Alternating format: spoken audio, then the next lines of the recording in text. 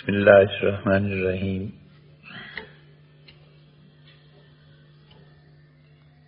وجود کے مراتب ہیں۔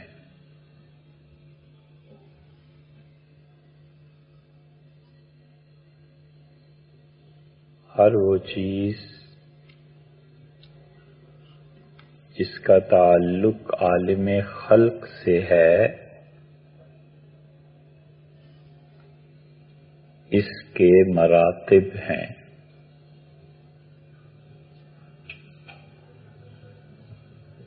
موت اس کے بھی مرتبے ہیں، زندگی اس کے اپنے مراتب ہیں، انسانی نفس اس کے اپنے مرتبے ہیں، اور بالکل اسی طرح جس کو وجود کہتے ہیں اس کے بھی مراتب ہیں۔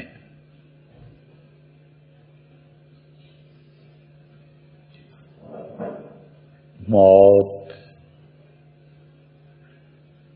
اس کا ایک مرتبہ یہ ہے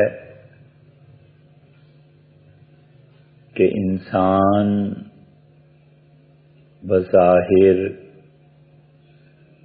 دنیا کی نظروں میں اپنے حواس کھو دے،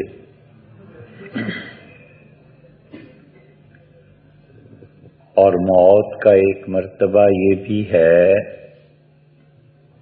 کہ انسان نظروں سے اوجھل ہو جائے، اور موت کا ایک مرتبہ یہ بھی ہے کہ وہ ہمیشہ ہمیشہ کے لیے آئندہ دور میں زندگی پا جائے۔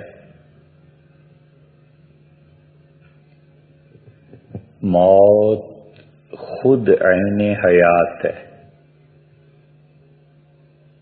اور موت خود زندگی ہے۔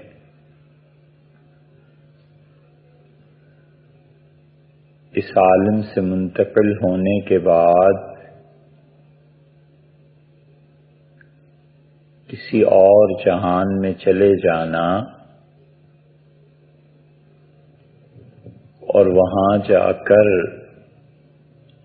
اپنے متعلقہ افراد کے اعمال کو دیکھنا، اور بڑے لطف کی بات یہ ہے کہ زمانے کی قیود سے ماورا ہو کر دیکھنا۔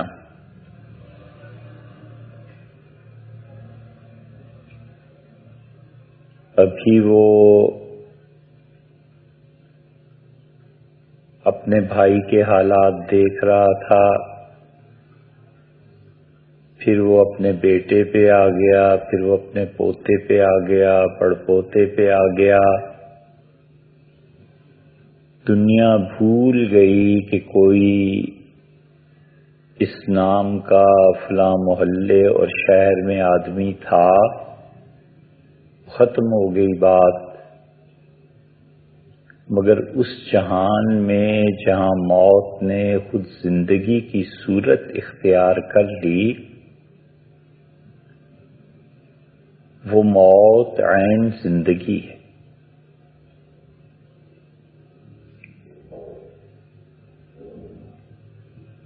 اب 2017 ہے اور 1917 میں انفلوئنزا کی وبا پھیلی، اور لاہور شہر میں یہ حال تھا کہ لاشوں پہ لاشیں رکھتے تھے، اور دفن کرنے والا اور کفن پہنانے والا کوئی نہیں تھا۔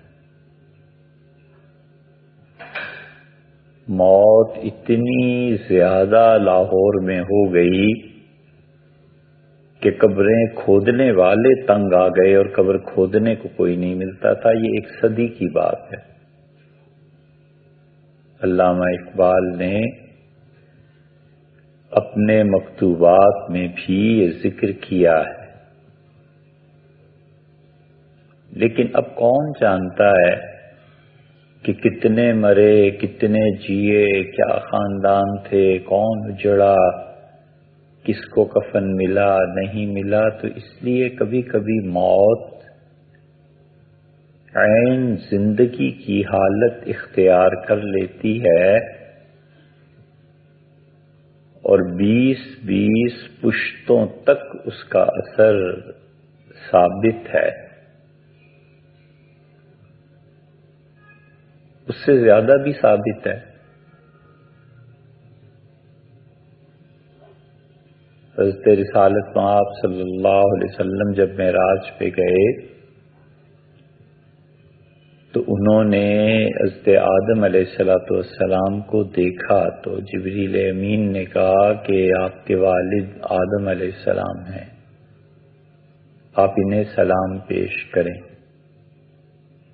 تو آپ نے سلام کیا اور فرمایا میں نے دیکھا کہ وہ جب دائیں طرف کو دیکھتے ہیں تو خوش ہوتے ہیں، ہنستے ہیں، اور بائیں طرف کو دیکھتے ہیں تو روتے ہیں، رنجیدہ ہوتے ہیں۔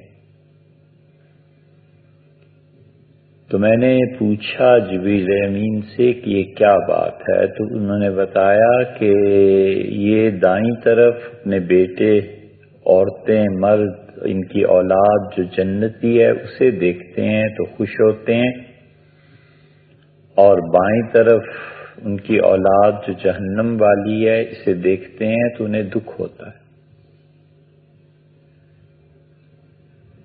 تو اس لیے موت کے معنی یہ نہیں ہے کہ اس آدمی کی روح کا تعلق ختم ہو گیا، کئی پشتوں تک یہ تعلق چلتا ہے۔ ابو الدرداء رضی اللہ عنہ کہتے تھے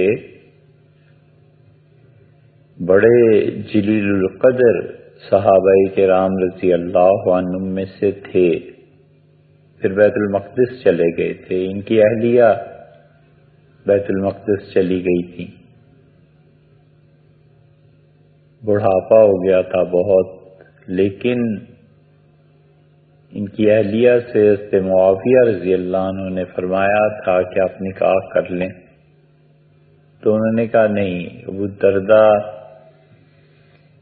سے میں نے کہا تھا کہ کوئی ایسی صورت کہ میں جنت میں بھی آپ کے ساتھ رہوں، تو انہوں نے کہا پھر شادی نہ کرنا،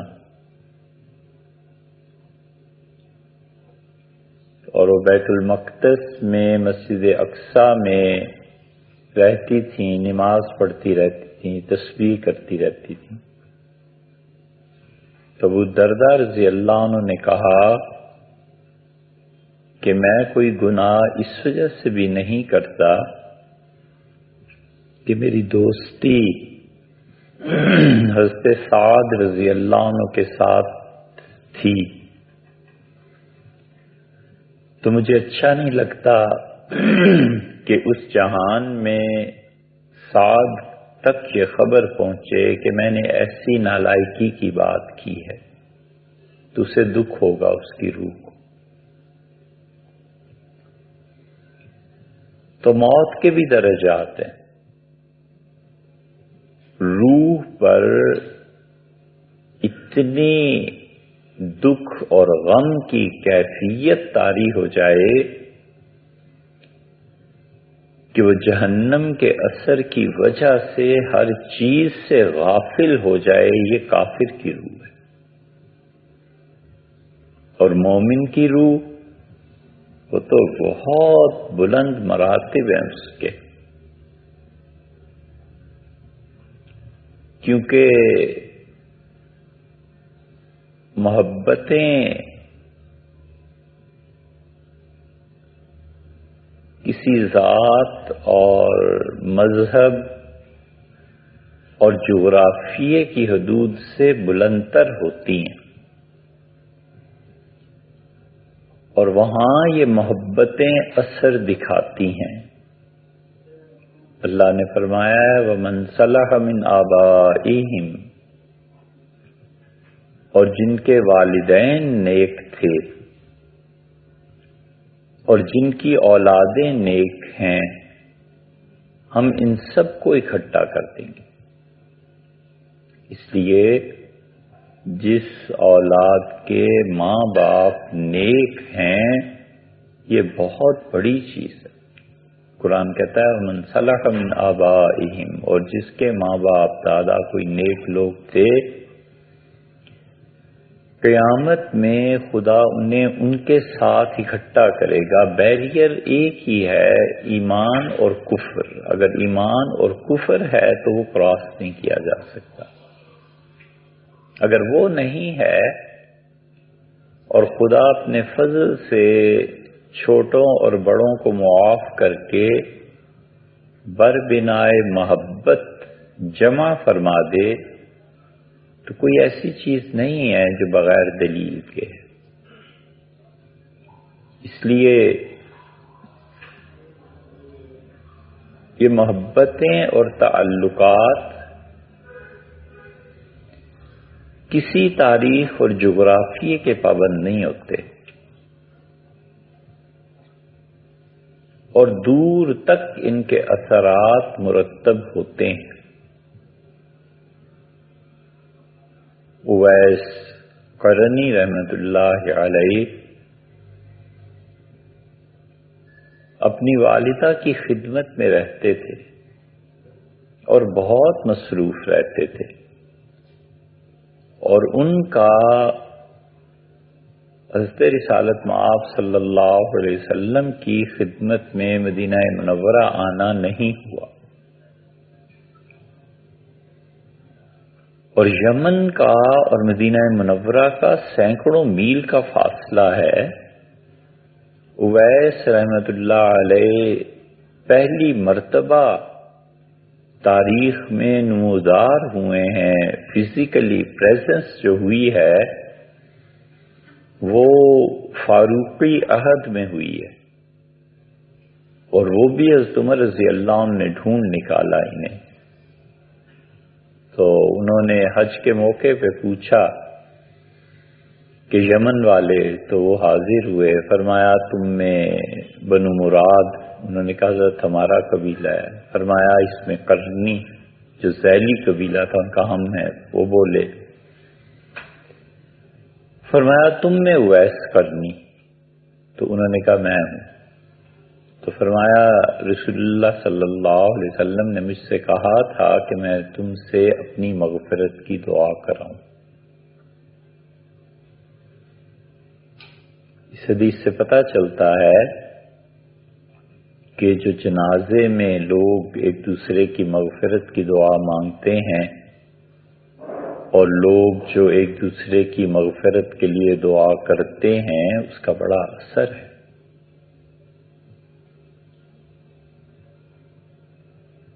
اسی لیے ایک جگہ آیا ہے کہ جس کے جنازے میں 3 صفیں ہو گئیں، ایک جگہ آیا ہے جس کے جنازے میں 40 افراد آ گئے اور انہوں نے اللہ سے سفارش کی، دعا کی، تو اللہ اس کو یقیناً بخش دے گا۔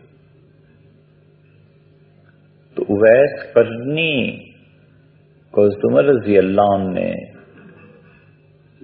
لوگوں کے سامنے رکھا، کہا کہ میں نے آپ کے متعلق حضور صلی اللہ علیہ وسلم سے سنا تھا کہ آپ کی دعا سے اتنے امتی گناہگار بخشے جائیں گے جتنا قلب قبیلے کی بکریوں میں اتنے بال نہیں ہیں۔ قلب کہتے ہیں کتے کو، اور کتا مشرق میں وفاداری کے لیے مشہور ہوا، اور کتا مشرق میں اپنی بعض خرابیوں کی بنا پہ نفرت کے لیے بھی مشہور ہوا۔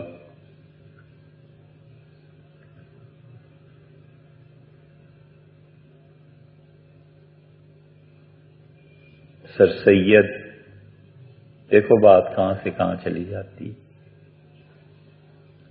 سر سید کہ جو مخالفین تھے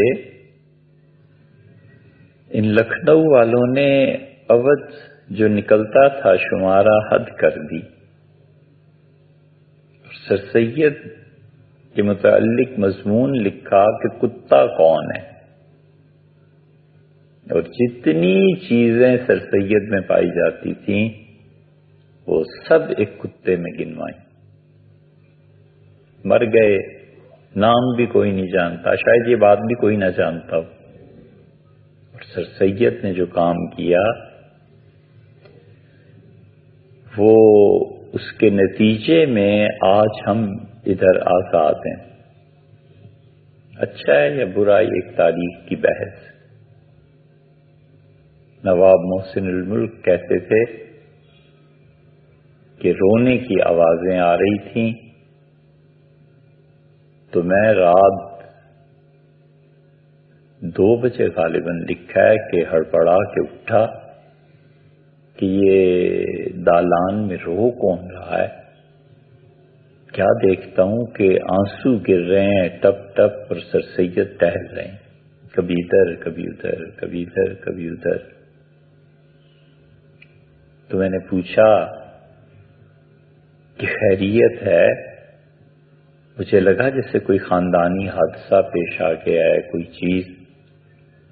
تو انہوں نے کہا محسن کہاں خیریت ہے، اس قوم کے لیے رو رہا ہوں کہ یہ ڈوب جائیں گے، یہ برباد ہو جائیں گے اگر یہ یونیورسٹی قائم ہماری نہ ہوئی. تو سب سے بڑا احسان بھلایا نہیں جا سکتا. لوگ جانتے نہیں کہ علی گڑھ پہ سب سے بڑا احسان حیدرآباد کا تھا. نظام حیدرآباد اور بھوپال.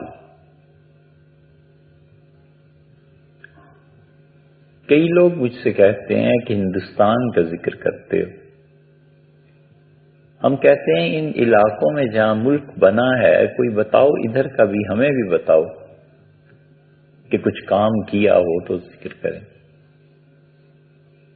مرغے لڑانے، بیلوں کی دوڑ، بٹیرے پالنے، عورتوں کو گھروں سے اغوا کرنا، فصلوں کی کٹائی پہ لاہور کے محلوں کا آباد ہونا، کوئی پیسہ بچ گیا تو وہ عدالتوں میں خرچ کرنا. اور کیا کیا؟ بہت تھوڑے لوگ، بہت تھوڑی روایات. بھوپال اور ہز ہائینس آغا خان اور یہ حیدرآبادی، انہوں نے علی گڑھ کو سنبھال لیا. خدا جنت نصیب کرے. بھوپال میں 5 عورتیں یکے بعد دیگرے وہاں کی نوابی ان کے ہاتھ آئی. قدسیہ بیگم تھی، شاہجہان بیگم تھی، سلطان تھیں. یہ شبلی کی سیرت النبی علیہ الصلوۃ والسلام اور یہ علی گڑھ، یہ ان بھوپال والوں کی، اب کہہ سکتے ہیں یہ ان کی بھیک ہے، ان کا صدقہ ہے، اور اس زمانے کے اعتبار سے بہت ان کا تحفہ. ہز ہائینس آغا خان، یہ آغا خان کی ہر نسل نے کوئی نہ کوئی بڑا کام کیا ہے. فکر محدود ہے نا، اور ایمان اور کفر کے مسائل سے نکلتے نہیں ہیں. حالات کے جبر سے جو کفر ہوتا ہے وہ اور ہے، اپنے اختیار سے جو کفر ہوتا ہے وہ اور ہے. حالات کے جبر سے جو گالی دیتا ہے یہ اور ہے، اپنے اختیار سے جو گالی دیتا ہے یہ اور ہے. حالات کے جبر سے جو گناہ کرتا ہے اس کی سزا اور ہے، اور اپنے اختیار سے جو گناہ کرتا ہے اس کی سزا اور ہے۔ کبھی بھی اپنے بچوں کو غلطی اور گناہ کی چیز دیکھ کر سوچنا چاہیے اس کلیے اور اصول کو کہ یہ خود کر رہا ہے یا حالات کا جبر اس سے کرا رہا ہے۔ بڑا فرق ہے۔ اس وقت پوری امت میں کوئی ایک آدمی ایسا نہیں ہے جو حالات کے جبر کی وجہ سے سود کے نظام میں نہ شرکت کر رہا اور سود کا پیسہ نہ کھا رہا۔ بتاؤ کوئی ہے؟ یہ حالات کے جبر کا حرام ہے، اور اپنے اختیار سے سود کھاتا ہے، حرام کام کرتا ہے، اس کی سزا اور ہے۔ حالات کے جبر سے جو کفر پیدا ہوتا ہے وہ اور چیز۔ تو آغا خان، ان کی ہر نسل نے کوئی بڑا کام کیا ہے۔ آغا خان جب کراچی میں بنا تو ملک میں طوفان مچ گیا، کافر ہیں، شیعہ ہیں، یہ ہیں۔ ہم نے بہت سراہا بھی، اور جس نے بھی بات کی، چھوٹے یا بڑے، ہم نے کہا بہت اچھا کام، اور جس نے بھی مذمت کی ہم نے کہا آپ کیجئے ایسا کام، آپ ایک فاؤنڈیشن کھول لیں، آغا خان جیسی چیزیں کر دیں، پھر کہیں لوگوں کو کہ وہاں نہ جاؤ یہاں۔ لوگ آپ کے بقول کچے گھر میں ہے نا، بارش ٹپک رہی ہے نا، آپ چاہتے ہیں کہ کچے چھت سے بھی نکال کے سیدھے بارش میں باہر بھیگنے کو کھڑا کر دو، آپ پکا چھت انہیں پرووائڈ کرتے ہیں، پھر کہیں کہ ادھر ہو۔ اس ہائنس آغا خان نے ملکہ بھوپال کو دعوت دی۔ اس زمانے میں جب 10-20 روپے تولہ، پتہ نہیں کیا سونے کا ریٹ ہوگا، بھوپال کی ملکہ نے 1 لاکھ روپیہ دیا۔ آج کے کئی کروڑ ہوتے ہیں وہ، اور کہا علی گڑھ میں میرے بچے جو پڑھ رہے ہیں بجلی اور پنکھوں کے لیے دیتی ہوں، اور جہاں جاؤں گی اور بھی چندہ جمع کر کے علی گڑھ کو بھیجوں۔ علی گڑھ یونیورسٹی قیامت تک بھوپال اور حیدرآباد اور آغا خان ان تینوں جہتوں سے قرض نہیں اتار سکتی۔ خدا کروٹ کروٹ جنت نصیب کرے اس خاتون کو۔ سر سید نے بڑا اعتراف کیا۔ آغا خان نے 1 لاکھ روپے وصول کیے علی گڑھ کے نمائندے کی حیثیت سے، اور کہا کہ فارسی میں ساری عبارت کہی کہ اللہ آپ کی صدقے کو قبول کرے، اور آپ نے بڑی نیکی کی، اور اللہ جنت میں آپ کو جگہ دے۔ تو یہ تعلق ایسے ہی بنتے ہیں۔ سیدنا عمر رضی اللہ عنہ نے اویس کو کہا کہ حضور صلی اللہ علیہ وسلم نے آپ کے متعلق یہ بتایا تھا، تو محبتیں کھینچ لیتی ہیں، کہاں قرن، یمن، اور کہاں مدینہ منورہ، اور فرمایا آپ نے کہ اس کی ماں کی جو علالت ہے، بیماری ہے، اور اس کی خدمت جو ہے اس کی وجہ سے وہ نہیں آ سکے۔ پھر ان سے کہا کہ آپ کہاں جائیں گے؟ ان کا کوفہ۔ تو فرمایا میں خط لکھ دیتا ہوں، کوفہ والے آپ کا احترام کریں، گورنر کو لکھ دیتا ہوں آپ کے لیے رہائش کا۔ ان کا نہیں نہیں، بس میں گمنام رہنا چاہتا ہوں۔ یہ بڑا مرتبہ ہے، اور باریکی اور تہ میں جا کر آدمی سوچے تو جو شخص اپنی نیکی پہ نام لینا چاہتا، یہ پہلی دلیل ہے اس کی قبولیت کی، کیونکہ نفس سے پاک ہو گئی نا نیکی، خواہش سے پاک ہو گئی، تو تنہا ہو گیا نیکی کرنے میں۔ حقیقی تنہائی کیا ہوتی ہے؟ حقیقت میں تنہائی یہ ہوتی ہے کہ آدمی اپنے نفس اور اپنے وجود سے بھی دستبردار ہو جائے۔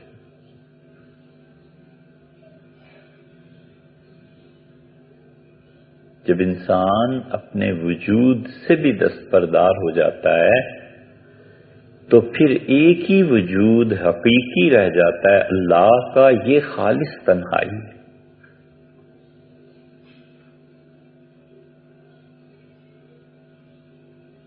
دیا اپنی خودی کو جو ہم نے اٹھا، وہ جو پردہ سا بیچ میں تھا نہ رہا،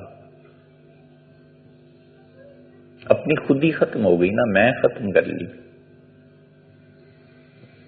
دیا اپنی خودی کو جو ہم نے اٹھا، وہ جو پردہ سا بیچ میں تھا نہ رہا، نہ وہ پردے میں اب رہیں پردہ نشیں، کوئی دوسرا ان کے سوا نہ رہا۔ یہ خالص تنہائی ہے، اپنے وجود سے مکمل دستبرداری اور مکمل سپردگی، یہ خالص تنہائی ہے۔ اس لیے اویس رحمت اللہ علیہ بھی غالب تھی چیز۔ پھر وہ راوی کہتا ہے اس روایت کا کہ میں ان سے ملا کوفہ میں، ان سے دعا کرائی، تو انہوں نے کہا تم مجھے کیسے جانتے ہو؟ تو میں نے بتایا کہ عمر رضی اللہ عنہ نے آپ کے متعلق کہا، میں نے سنا پھر آیا ہوں۔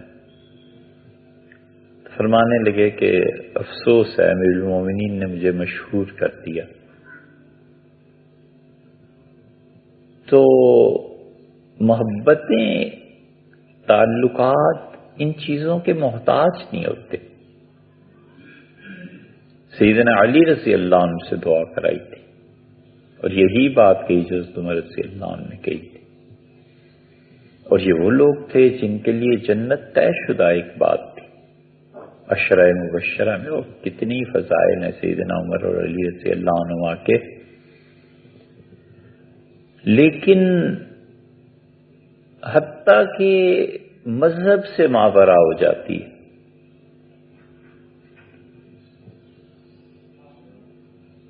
مذہب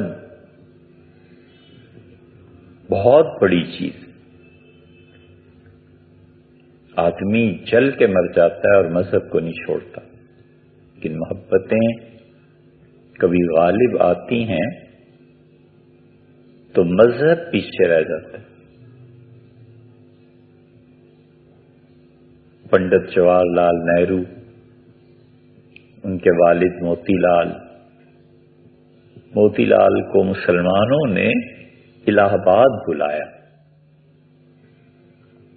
اور مسلمانوں نے ان کشمیری پنڈت خاندان کو مشہور کیا۔ اسی لیے کانگریس جو مسلمانوں کی کہیں رعایت کرتی رہی ہے ہندوستان میں تاریخ میں، تو اس کی وجہ یہی تھی۔ مگر موتی لال بیچارہ، اس کی قسمت تھی، چندہ کر کے مسلمانوں نے اسے کشمیر سے الہ آباد بلایا، پھر بڑی کوٹھی لے کے دی۔ خیر یہ سب تاریخ ہے۔ موتی لال کے بیٹے یہ جواہر لال نہرو، یہ کمیونسٹ ہو گئے تھے اور کمیونزم سے بڑے متاثر تھے۔ موتی لال کو مصیبت پڑ گئی کمیونزم کے اثر کی وجہ سے۔ موتی لال کا یہ بیٹا بالکل مذہب سے متنفر، نہ ہندو نہ مسلمان نہ کوئی اور مذہب، یہ رواداری تھی اور یہ تعلق کی نوعیت تھی کہ موتی لال نے خط لکھا محمد علی جوہر کو کہ میرا بیٹا یہ بالکل ہی کمیونسٹ ہونے لگا ہے، آپ آئیں اور سمجھائیں۔ تو محمد علی جوہر آئے اور آ کے اس کو سمجھایا۔ ان کی بیٹی تھیں وجے لکشمی، نہرو کی بہن، اس سے بھی چھوٹی ایک بیٹی تھی۔ اس نے جمیل نام کے ایک مسلمان سے شادی کر لی تھی۔ موتی لال بیچارے تو پریشان، نام ڈوب گیا، ہندو لڑکی، مسلمان لڑکا جمیل، لیکن شہرت نہیں ہوئی۔ قسمت ان کی، سید محمود ہوتے تھے علی گڑھ کے بڑے نامور فرزند، تقریر کرتے تھے، کمال کرتے تھے۔ برطانیہ میں آزادی پہ تقریریں کی، تو انگلش پہ ایسی ہی کمال کی تھی، لوگ پاگل ہو گئے۔ امریکہ چلے گئے، امریکہ میں بھی آزادی پہ تقریریں کی۔ قسمت نہ، سید حسین تھے سید محمود کے بیٹے۔ سید محمود جو تھے یہ بنگال کے تھے، اور سید محمود جو تھے یہ بہت بڑے لیڈر تھے۔ تاریخ اگر اس ملک کی پڑھنی ہو اور اگر یہ جاننا ہو کہ ہندوستان کا بٹوارا کیسے ہوا، تو 6 مہینے سال لندن رہ کے پڑھنا چاہیے۔ ہم نے وہاں دیکھا، اب تو وہ برٹش لائبریری ہو گئی نا، وہ برٹش لائبریری میں جو ریکارڈ پڑا ہوا ہے سید محمود کے متعلق، بہت اچھی آراء لوگوں نے لی ہیں۔ یہ عزیز تھے سارے، یہ رامپور کی جو تھیں خاتون، اردن کے بادشاہ شہزادے سے جن کی شادی ہو گئی تھی، کیا نام تھا اس خاتون کا؟ ثروت، ایوب خان کے دور میں ایوب خان نے حکم دیا تھا کہ پورے ملک میں چراغاں کیا جائے۔ شاہ حسین بادشاہ یہاں پڑھتا تھا کراچی میں، تو وہ محبت اور تعلق، یہ سب محبتیں ہی ہیں۔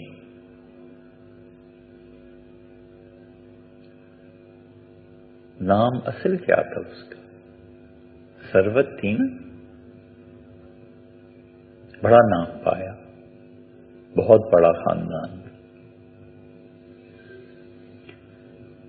بڑی پڑھی لکھی خاتون تھی، بڑا کام کیا ملک میں تعلیم کے لیے، اقوام متحدہ بھیج دیا تھا گورنمنٹ نے۔ رامپور کی تھی یہ غلام اسحاق، نہیں یہ نہیں، وہ یعقوب صاحبزادہ یعقوب صاحب وزیر خارجہ ہمارے بڑے عرصے تک رہے، یہ سب رامپوری تھے۔ خیر، سید محمود کی یہ غالباً بھتیجی یا بھانجی تھی، کہ خاندان پورا یہ ایک تھا۔ سید محمود کے بیٹے تھے سید حسین۔ تقدیر اور قسمت کہ وہ اور وجے لکشمی نے اکٹھے کام کیا۔ وجے لکشمی نہرو کی بہن، انہیں سید حسین پسند آ گئے، پھر محبتیں، پھر تعلقات۔ موتی لال کو مصیبت پڑ گئی کہ ایک بیٹی، اب دوسری بیٹی بھی اسی طرح۔ تو انہوں نے گاندھی جی کو پھر اپروچ کیا اور کہا بیٹی اب اس سے شادی کرنا چاہتی ہے، کیا کریں؟ تو گاندھی نے احمد آباد آشرم میں بلا لیا، اور آشرم میں انہوں نے کہا کہ یہ نفس کشی کے لیے، اور واقعی تھا، یعنی یہ معمولی سی بات تھی، یہ تو فلش سسٹم اور یہ WC اور یہ چیزیں تو اب چلی ہیں۔ اس زمانے کی روایت کے مطابق جو واش روم میں جاتا تھا اپنی گندگی بھی خود ہی اٹھا کے صاف کرتا تھا۔ یہ پھولوں میں پلی ہوئی شہزادی وجے لکشمی اس کو کرنی پڑی نا۔ جب گئی تو یہ کہتی تھی کہ اگر سید حسین نہیں تو پھر کوئی بھی نہیں۔ سال بھر کی ریاضت اور مجاہدے کے بعد جب آئی تو پھر کہتی تھی کہ سید حسین نہیں تو کوئی اور صحیح۔ بڑا فرق ہے، زمین آسمان کا فرق ہے۔ پھر ایک پنڈت سے شادی ہوئی، وجید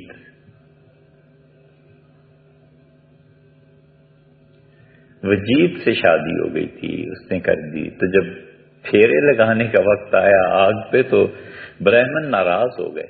انہوں نے کہا کہاں کشمیری پنڈت برہمن اور کہاں یہ نچلی ذات کے برہمن، ہم نہیں بیٹھتے اس شادی میں۔ ایسے ہی ہے، بڑی حکمتیں، بڑے راز پوشیدہ ہیں ان چیزوں، لیکن اس کی وجید پنڈت سے شادی ہو گئی۔ وجید پنڈت نے وہ شادی اس لیے نہیں کی کہ وجے لکشمی کو مطلب بہت غیر معمولی طور پہ پسند آ گئی تھی، اصل میں اسے ضد تھی سید حسین سے۔ اس نے کہا تو ٹھہر جا، تو اس وجہ سے وہ شادی ہو گئی تھی۔ پھر اس کی بیٹی آگے تارا پنڈت آ گئی، تارا پنڈت کو بھی ایک مسلمان سے محبت ہو گئی۔ پھر اسے آشرم بھیجا تھا وجے کو، یہاں پر اس کو پھر امریکہ بھیج دیا تھا تارا پنڈت کو۔ امریکہ والے جانتے ہوں گے تارا پنڈت وہاں اب ان کی بیٹیوں کا کیا ہوا، آگے اولاد کا کیا ہوا۔ اتنی تعریف تو شاید یہ بھی ہم بیان کریں، راہل گاندھی کے جو بیٹے ہیں یا جو اب پنڈت ہیں۔ بہرحال تو محبتیں ان قیود سے ماورا ہو جاتی ہیں، تعلقات ان قیود سے ماورا ہو جاتے ہیں،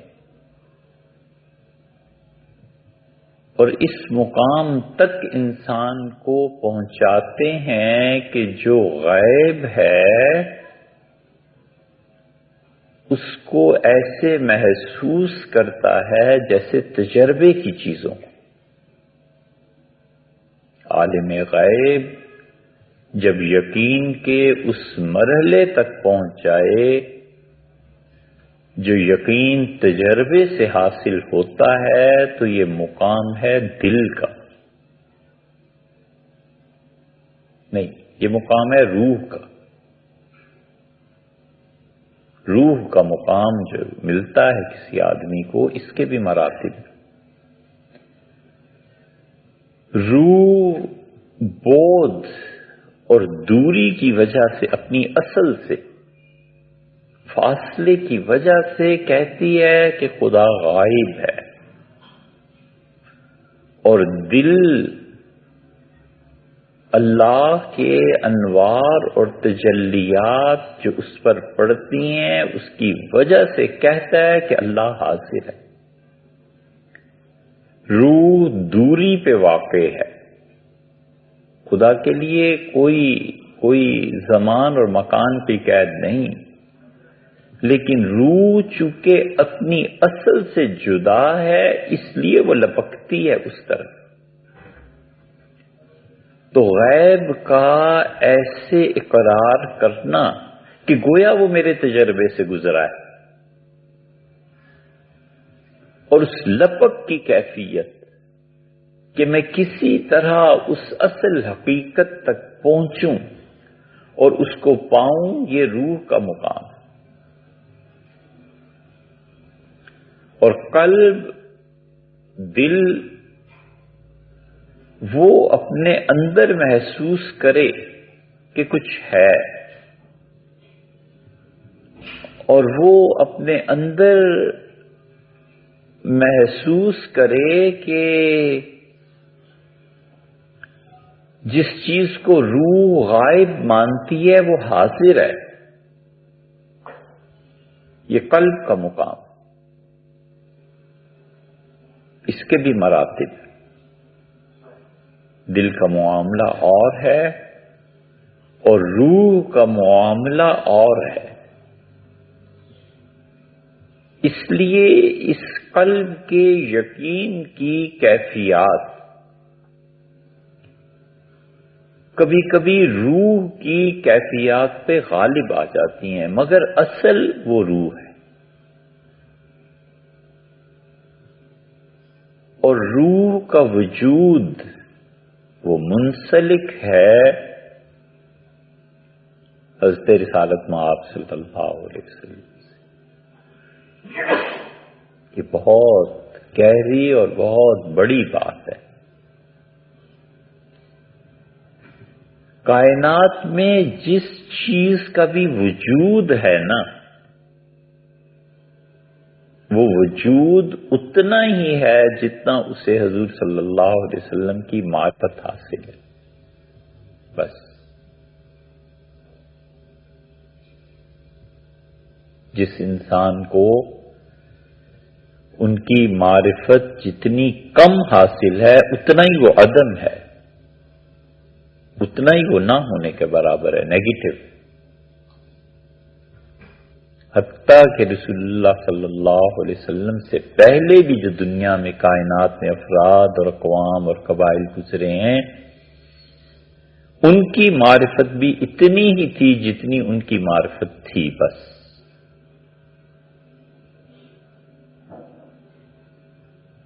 اسی لیے حقائق محمدی ہر آدمی کی بساط نہیں ہے کہ اس تک پہنچے اور پہنچ کے پھر اس پر اپنے آپ کو قائم بھی رکھے.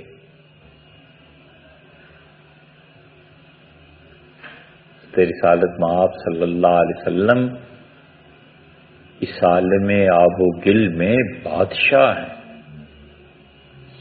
تعلق ہے، امت سے تعلق ہے، اور اس تعلق کی گواہی، اس تعلق کا ثبوت فراہم ہوتا ہے.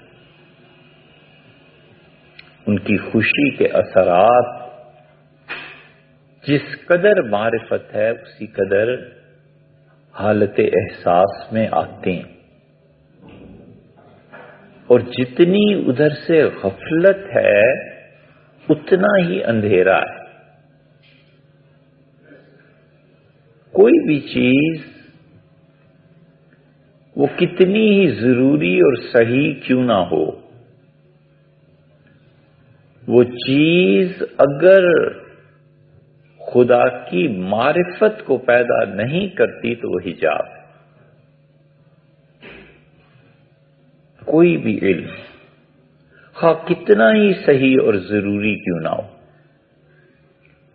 اگر وہ معرفت کو پیدا نہیں کرتا تو وہ حجاب ہے آدمی کے درمیان، حقائق کے درمیان اور اللہ کے درمیان.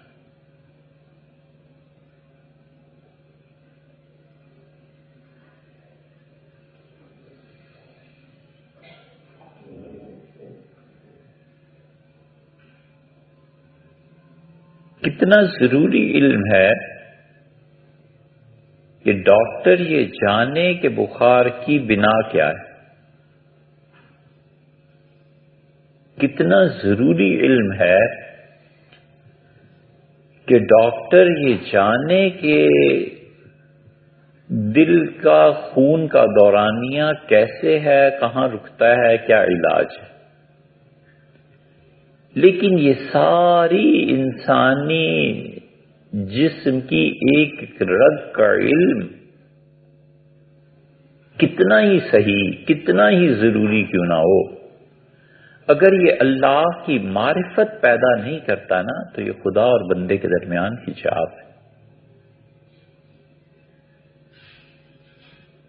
اسی طرح حقائق کی دنیا میں جو وجود ہے نا، یہ کبھی کہی نہیں بات، لیکن پتہ بھی نہیں ہوتا کہ کب فرصت ہو نہ ہو کیا نہ ہو. لیکن پہلی مرتبہ کہتے ہیں کہ جتنا انسان کو اپنے وجود کا احساس حضور صلی اللہ علیہ وسلم کی نسبت سے نہیں نہ ہوتا، اتنے ہی حجاب میں رہتا، پردے میں رہتا. شے کی معرفت، خالق شے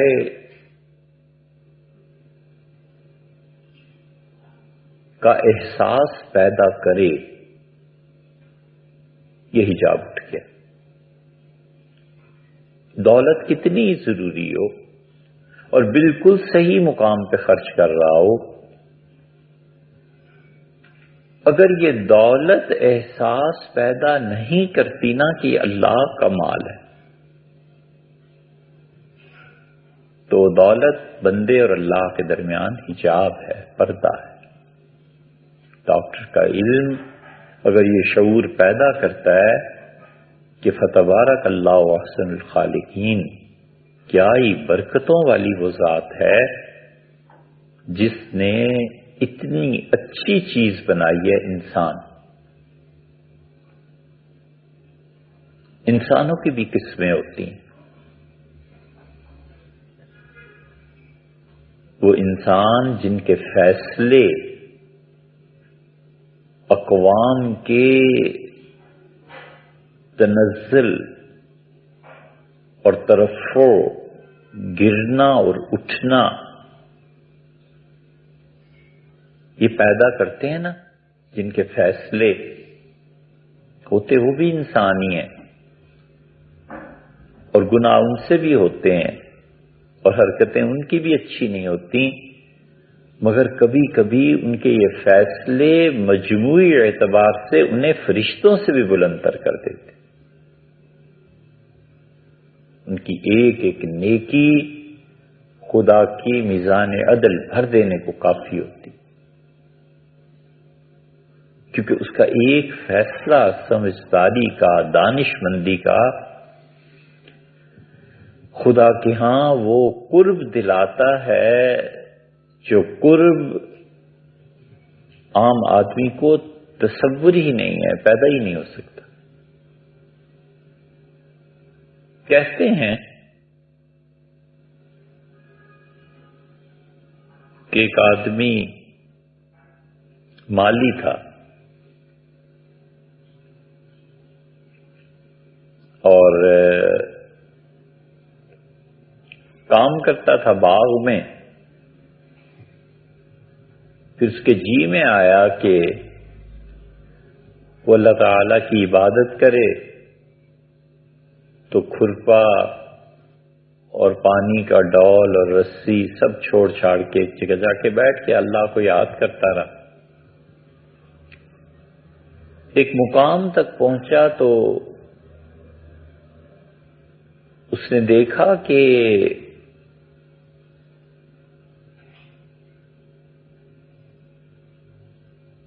اللہ کے قرب میں جو لوگ رہتے ہیں ان کے مقامات کیا کیا ہیں. اللہ کا قرب، خدا کی طرف چلنا اور اس کے قرب میں، اس کے حضور میں پہنچنا، یہ کبھی کبھی سالک سے ہوتا ہے. ذکر، اذکار، مراقبات، اور کبھی وہ خود کھینچ لیتے ہیں. یہ جذب ہوتا ہے. جذب اور سلوک دونوں کا ایک اعتبار سے نتیجہ ایک ہی ہے، اور قرب خدا بندی ہے، اور وہ خود کھینچ لیں تو پھر راستہ ملامت کے کوچے سے گزرتا ہے. وہ خود کھینچ لیں، یہ سمندر ہے، کیا بیان کرے گا کوئی. وہ خود کھینچ لیں تو ذلت کی راہ سے گزار کر اپنے تک پہنچاتے ہیں. کر لو اب جو کرنا ہے. دنیا جہان کا ہر الزام، ہر جھوٹ، ہر تہمت، ہر برائی وہ اس کی ذات کے ساتھ منسلک کرا دیتے ہیں۔ اللہ کی بڑی باریک چیزوں میں سے ایک چیز ہے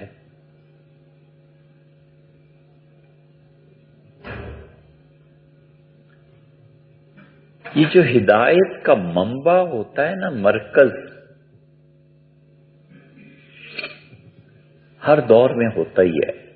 اگر نہ ہو تو خدا پہ الزام آتا ہے کہ آپ نے کوئی ہدایت کا سامان ہی نہیں بھیجا، ہم کیا کرتے۔ اس ہدایت کے مرکز اور منبع سے جو لوگ جڑے ہوئے ہوتے ہیں نا، ان میں سے جن لوگوں کو تقدیر نے جدا کرنا ہوتا ہے، اس ہدایت کے مرکز پر کوئی دھبا اسے نظر آتا ہے۔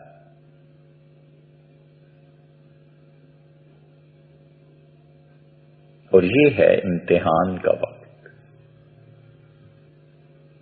کہ اس دھبے میں پھنس جاتا ہے کہ آدمی ایسا اور کرتوت ایسے، آدمی ایسا اور بات ایسی۔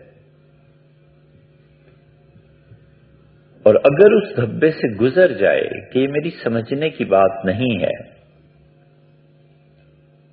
ممکن ہے کبھی سمجھ آئے اور نہ آئے تو کیا حرج، یہ آدمی بچ جاتا ہے۔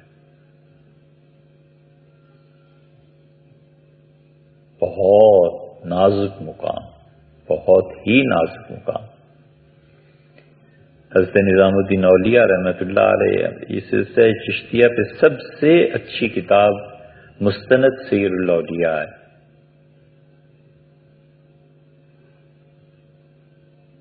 حضرت نظام الدین اولیاء رحمۃ اللہ علیہ نے کہا کہ میں پاک پتن میں حضرت سے پڑھ رہا تھا، تو عوارف المعارف حضرت پڑھا رہے تھے مجھے، تو عوارف المعارف میں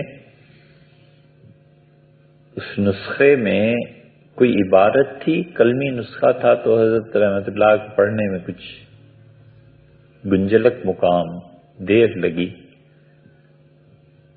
تو میں نے کہا کہ حضرت ہمارے ہاں دلی میں ایک نسخہ ہے بہت صاف۔ تو حضرت نے بڑے غصے میں مجھ سے کہا کہ میرے پاس اتنی فرصت نہیں ہے کہ صحیح اور سقیم نسخے ان میں تمیز کرتا پھر۔ کتاب بند کر کی ناراض ہوئے اٹھ کے چلے۔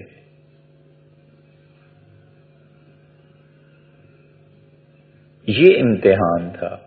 یہ بھی کہہ سکتے تھے کہ اس میں کون سی ایسی بڑی بات میں نے کہہ دی کہ نسخہ صحیح دلی میں ہے ایک، بس ٹھیک ہے، اتنی بیانی، میں نے کون سا اعتراض کیا، کیا بات ہے۔ یہ بھی ہو سکتا تھا، اور یہ بھی ہوا جو انہوں نے کیا۔ فرماتے تھے میری تو جان پہ بن گئی۔ نماز میں آئے، پھر مجھ سے نہیں ملے، پھر مجھ سے نہیں ملے، پھر میں جنگل میں چلا گیا، ایک کنواں تھا، میں نے کہا زندگی سے موت اچھی ہے، کنارے پہ چلا گیا۔ پھر مجھے خیال اچانک آیا کہ اگر میں نے خودکشی کر لی، مر گیا، تو لوگ کیا کہیں گے کہ حضرت کی خانقاہ میں ایسے خدا کے نافرمان لوگ آتے ہیں، بدنامی ہوگی خانقاہ کی۔ نہیں کی۔ پھر حضرت تشریف لائے تو میں نے پاؤں پکڑے، معافی مانگی۔ یہ بڑی باریک چیز ہے، سالک کو پیش آتی۔ تو کبھی سالک چلتا ہے ذکر، اذکار، مراقبات، خدا کا قرب، اور کبھی خدا خود کھینچ لیتا ہے، جذب، اور اس کی ہر راہ ملامت کے کوچے سے گزرتی۔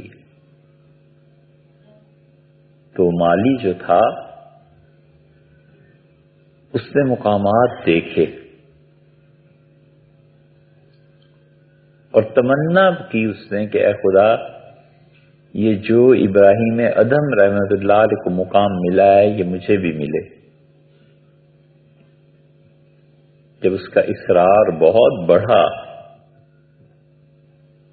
تو قدرت خداوندی نے اسے دکھایا اور اسے کہا کہ ابراہیم یہ سلطنت، یہ محل اور شہزادہ بچہ اور یہ چیزیں چھوڑ کے میری طرف آیا ہے، اور تم یہ کھرپا اور ڈول اور یہ رسی چھوڑ کے آئے ہو، تو کہو تو پھر واپس اسی مقام تک لے جائیں جہاں سے اٹھے ہو۔ توبہ کی کہ حضرت میں معافی چاہتا ہوں۔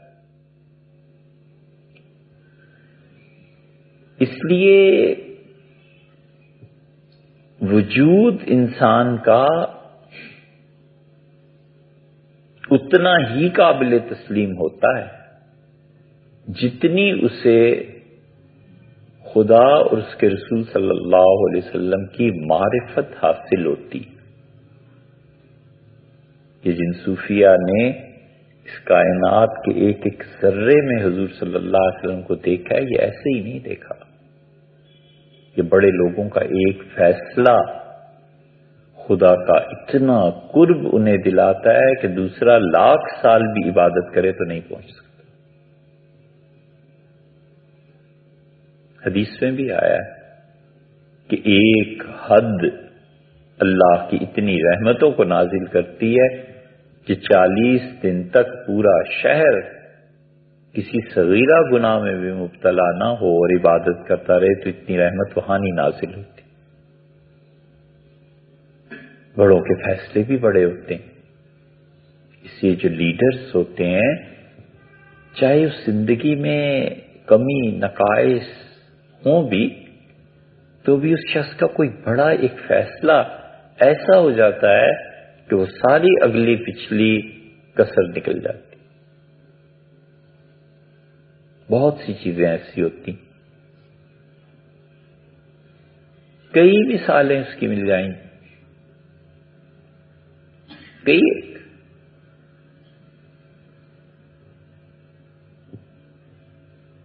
صلاح الدین ایوبی رحمت اللہ علیہ بیت المقدس کی فتح اور عیسائیت کے قبضے سے بیت المقدس کو نکال کر مسلمانوں کے ہاتھ دے دینا، یہ بہت بڑی چیز تھی، بہت بڑا کام تھا جو خدا نے ان سے کیا۔ یہ بڑے لوگوں کے فیصلے ہوتے، بڑے لوگوں کے کام ہوتے۔ حقیقت اللہ ہی کو معلوم ہے، ہم نہیں کہہ سکتے، لیکن اگر ایٹمی طاقت اس ملک کا بن جانا کوئی بہت خیر کی چیز ہے تو اس کا سہرا ڈاکٹر عبدالقدیر خان یا جس نے بھی کام کیا ہو، ڈاکٹر صاحب نے نہ کیا ہو، کسی اور نے کیا ہو، اس سے کیا بحث ہمیں نہیں معلوم ہوگا، لیکن اللہ تو جانتا ہے نا۔ اگر یہ خیر کا کام ہے تو یہ اتنے بڑے خیر کے کام ہو جاتے ہیں۔ ہم اہل السنہ کے عقیدے میں شامل ہے بات کہ گناہ نیکی کو برباد نہیں کرتا اور نیکی گناہ کو ختم کر دیتی۔ ان الحسنات یذهبن السیئات، اللہ نے کہا کہ نیکیاں گناہوں کو مٹا دیتی۔ اسی لیے ہماری مذہبی قیادت اتنی بے شعور واقع ہوئی ہے، اتنی بے شعور، اتنے کند ذہن کہ جب ہم تو اسے انٹرنیشنل FIR کہتے ہیں، یہ اقرار جو کروایا نا عبدالقدیر خان سے کہ ہم نے سپلائی کیا ہے کوریا کو، فلاں کو، ایران کو، اس کو یہ ساری چیزیں ہم نے دی ہیں، یہ انٹرنیشنل FIR ہے۔ کبھی اس پہ حرکت ہوئی تو پھر اس کی جو سزا ہے وہ ملک ٹوٹنے سے تھوڑی نہیں ہے۔ اگر انہیں توڑنا ہے تو انہوں نے اس کی تیاری میں ایک بنیاد کے بنا لی ہے۔ اس وقت جو مذہبی قیادت تھی وہ مشرف صاحب کے خلاف بالکل نہیں بولی، اور ہونا یہ چاہیے تھا کہ اٹھ کھڑے ہوتے اور کہتے یہ کیسے کیا کام کر رہے ہو۔ اسمبلیوں میں تھے، عوام میں بھی کچھ نہ کچھ اثر ہوتا اور عوام تو جذباتی ہوتے، تو اس وقت اٹھ کھڑے ہوتے اور کہتے ہیں خبردار یہ کہ جو کام جو تم کرنے چلے ہو یہ کیا۔ تو قیادت میں ایسے کام ہو جاتے ہیں اتنے بڑے جس کے اثرات ہزاروں سال کے بعد ظاہر ہوتے ہیں. کبھی کبھی حضرت ابراہیم علیہ السلام کو دیکھو، انہوں نے، اللہ نے کہا یرفع ابراہیم القواعد، ابراہیم علیہ السلام نے بیت اللہ کی بنیادوں کو بلند کیا، بنیاد موجود تھی، اس پہ عمارت بنائی اور دعا خدا سے مانگی کہ میری نسل میں کوئی ایسا فرد پیدا کر جو ایسے ایسے اچھے کام کرے. 2000 سال کے بعد جا کے رسول اللہ صلی اللہ علیہ وسلم آئے. کسی نے پوچھا آپ کی حقیقت کیا ہے، تو آپ نے کہا دعوت و بھی ابراہیم، میں ابراہیم کی دعا کا نتیجہ علیہ السلام. 2000 سال گزر گئے اور اس دعا کی قبولیت اب جا کر سامنے آئی. اس سے سبق ملتا ہے کہ بہت سی چیزیں جو انسان مانگتا ہے نا، اس کے اثرات بہت دیر میں مرتب ہوتے ہیں کہ یہ کام تم سے نہیں، بس دعا قبول ہو گئی، تمہاری اگلی نسل، اس سے اگلی نسل، 10 نسلوں کے بعد اس دعا کا اثر ظاہر کر دیں. انسانی زندگی میں بھی ہوتا ہی ہے. زہر کھا لے، اب جتنی وہ کوالٹی کا زہر ہے اسی حساب سے موت واقع ہوگی. عین ممکن ہے چکھی نہ سکے، ذائقہ نہ بتا سکے اور مر جائے، اور عین ممکن ہے کہ اس کا زہر کا اثر سال کے بعد ظاہر ہو. یہ اس کا نتیجہ ہے. دوا کھا لیتا ہے، 1 گھنٹے میں اثر ظاہر ہو جائے گا، 10 گھنٹے میں ظاہر ہو جائے گا. بالکل اسی طرح ہوتا ہے. اس لیے حضرت رسالت مآب صلی اللہ علیہ وسلم کے ساتھ انسانی جو مراتب ہیں یہ وابستہ ہیں، اور جن لوگوں پہ یہ حجابات کھلتے ہیں ان کو پتہ چلتا ہے کہ کون سا مقام کہاں پہنچ گیا ہے، کیا فیصلہ ہونا ہے، کیا چیزیں آنی ہیں، اور وجود انسان کا ان کے ساتھ مرتبط ہے.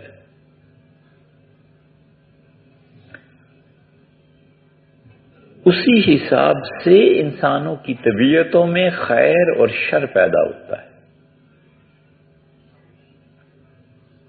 یہ آل ابراہیم جو ہے نا،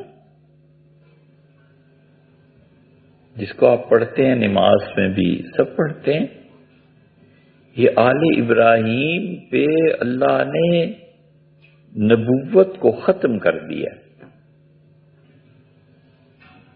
بہت بڑا خاندان ہے. اس آل ابراہیم میں تینوں نسلیں ہیں، یہودیت، عیسائیت اور مسلمان. اور جس پر آل ابراہیم کی مہر نہیں ہے وہ سرے سے مذہب ہی نہیں ہے، ختم ہو گیا. ہندو جو ہیں ان کا بظاہر کوئی تعلق آل ابراہیم سے نہیں. ابراہیم علیہ السلام سے بھی پہلے جو انبیاء علیہ السلام آتے رہے ہیں، غالباً ان کے مذاہب کی یہ بگڑی ہوئی شکل ہے ہندو، اور اس سے بھی قدیم چلے جائیں تو انسان کے وجود سے، آدم علیہ السلام کے وجود سے بھی پہلے جو جنات میں انبیاء علیہ السلام آئے ہیں، یہ ہندو مت وہاں تک جاتا ہے. ان کے بھگوانوں کو دیکھو نا، 2 ہاتھ، 4 ٹانگیں، انسان کی سونڈ بنی ہوئی ہے، کیا کیا چیزیں ہیں. یہ ان جنات کی شکلوں کا بھی ایک بگاڑ ہے جو انسانوں کے اس کائنات میں آنے سے پہلے ہوا کرتے تھے. بڑی قدیم ہے یہ کائنات، بہت قدیم ہے. ابن عربی رحمت اللہ علیہ نے ایک جگہ لکھا ہے کہ وہ طواف کر رہے تھے اور انبیاء علیہ الصلوۃ والسلام کی ارواح وہ ایک جگہ انہیں نظر آ گئی بیت اللہ میں. یہ جو آیا ہے نا کہ مومن انسان کی روح کو زمزم میں رکھا جاتا ہے. زمزم کا جو کنواں ہے بہت سے مومنوں کی ارواح وہاں رہتی ہیں. روح کو ٹھکانہ دیا جاتا ہے. ٹھکانے مختلف ہوتے ہیں. مثلا رسول اللہ صلی اللہ علیہ وسلم نے خود فرمایا, صحیح حدیث غالباً بخاری میں بھی ہے,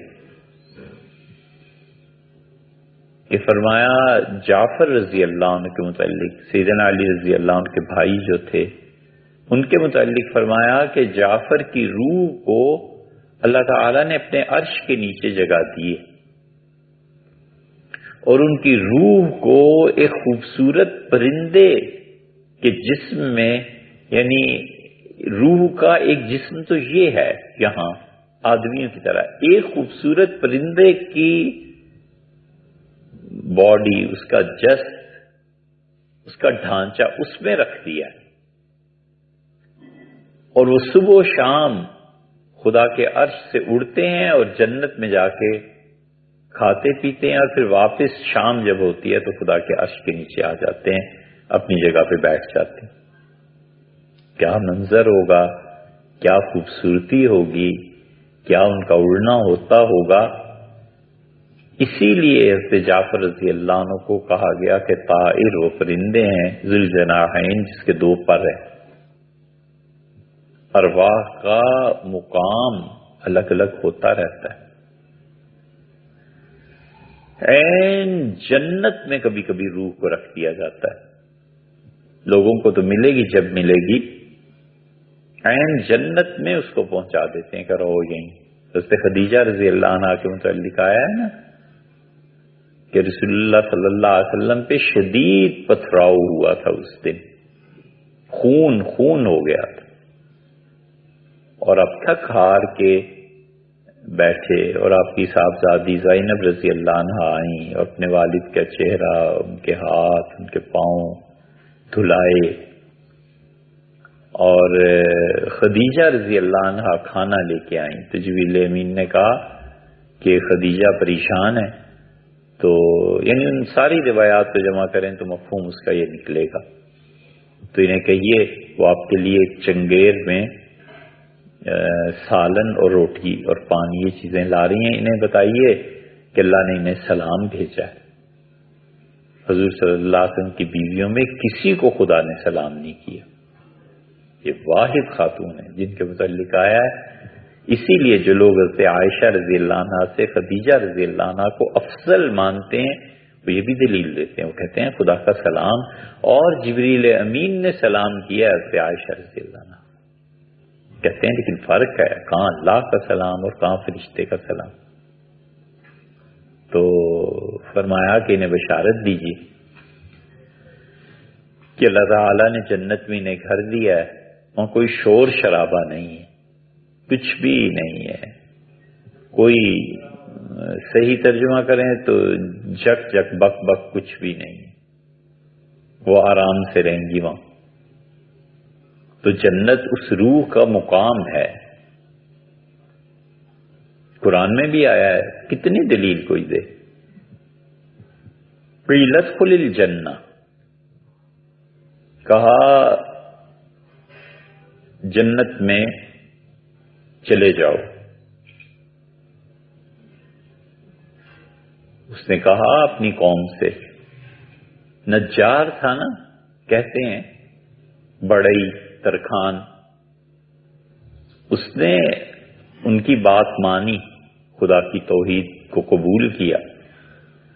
اس نے کہا مالی الا اعبد الذی فطرنی, مجھے کیا ہو گیا, کیوں میں خدا کی عبادت نہ کروں جس کی طرف مر کے لوٹنا ہے,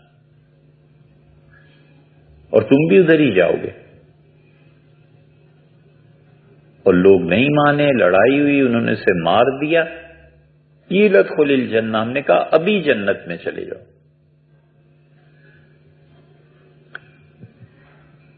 فلسفی کا کلام عقل کو سکون بخشتا ہے، دل کا اضطراب دور نہیں کرتا۔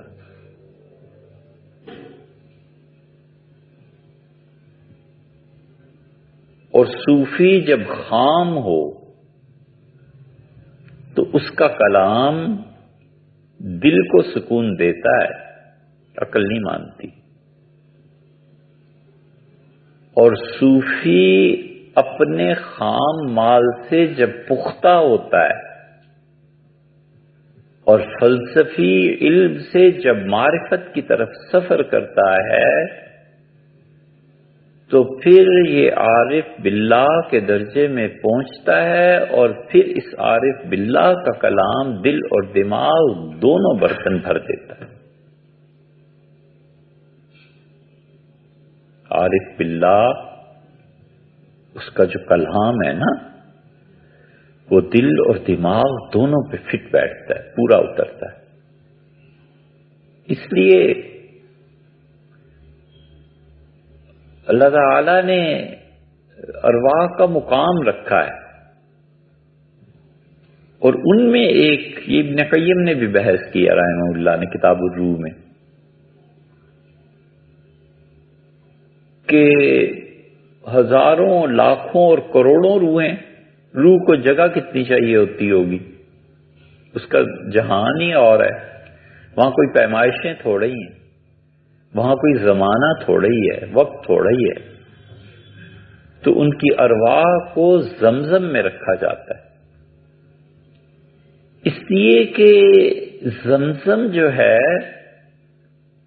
وہ کوئی عقلی تصور ہی نہیں ہے کہ اتنا پانی آخر آیا کہاں سے، اتنا پانی نکلتا ہے، مشینیں لگی ہوئی ہیں، اور سینکڑوں سال کوئی خشکی ہے ہی، کبھی تاریخ میں نہیں آیا کہ زمزم کا پانی ایسے خشک ہو گیا۔ اسی لیے جب علم کتابوں سے مربوط ہوتا ہے تو ایک حد آ جاتی ہے، اس سے زیادہ کیا بیان کرے، جتنا مطالعہ کر لیا بس۔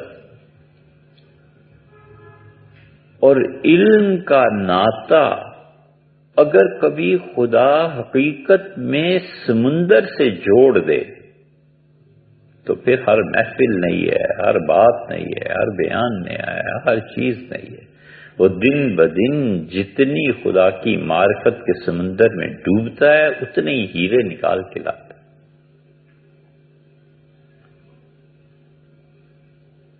یہ چیز ہمارے بہت سے بزرگوں میں تھی، سمجھ تو اب بھی نہیں، لیکن بعض ایسی ہستیاں تھیں کہ انہیں دیکھ کے احساس ہوتا تھا کہ یہ دن بدن کسی اور جہان کی طرف سفر ہو رہا ہے، یہ دن بدن کسی اور جہان کی خبر آ رہی، حتیٰ کہ ایسا مقام جب کتابیں حجاب لگتی تھیں اور علم حجاب لگتا تھا، وہ معرفت خداوندی اتنی بڑھتی چلی گئی، اتنی بڑھتی چلی گئی کہ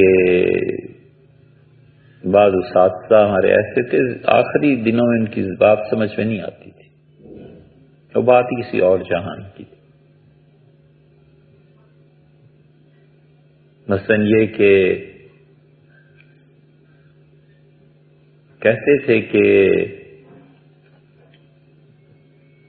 نور کے اسرار تم سمجھو تو بتاؤں، سننے والوں کا کیا سمجھ میں آنا تھا، پھر وہ چپ ہو جاتے تھے، کہتے تھے یہ ایک جہان ہے جس میں میں تیر رہا ہوں،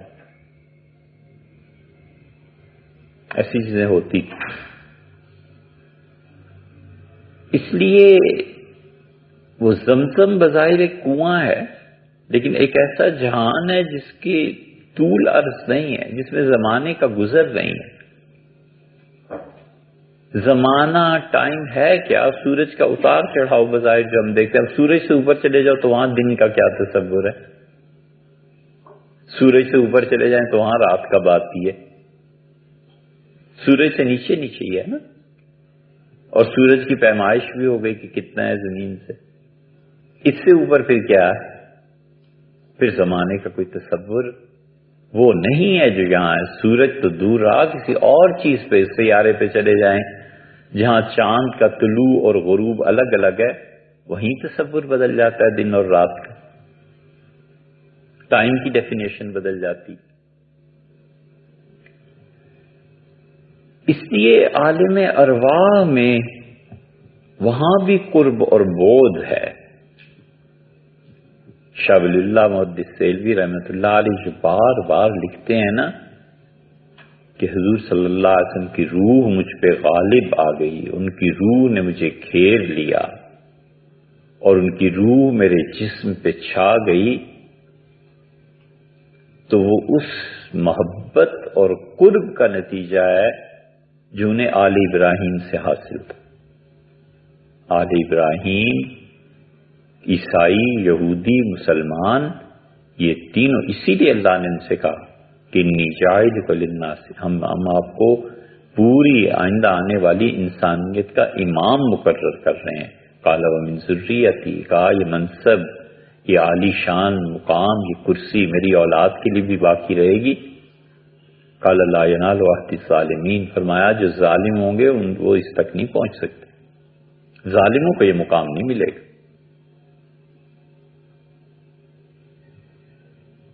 اس لیے عدل وہ پسند ہے، قسط، انصاف وہ پسند ہے. اور حقیقی عدل قائم کرنا ہوتا ہے فرد کو اپنی سطح پہ، حکومت کو اپنی سطح پہ. باپ اپنی سطح پہ قائم کرتا ہے، بھائی اپنی سطح پہ قائم کرتا ہے، ادارے کا سربراہ اپنی سطح پہ قائم کرتا ہے. اور حقیقی عدل اور انصاف گھر میں، اولاد میں، ملک میں، اس کی پہلی بنیاد یہ ہے کہ محبت اور نفرت دونوں سے اوپر اٹھ کے سوچے.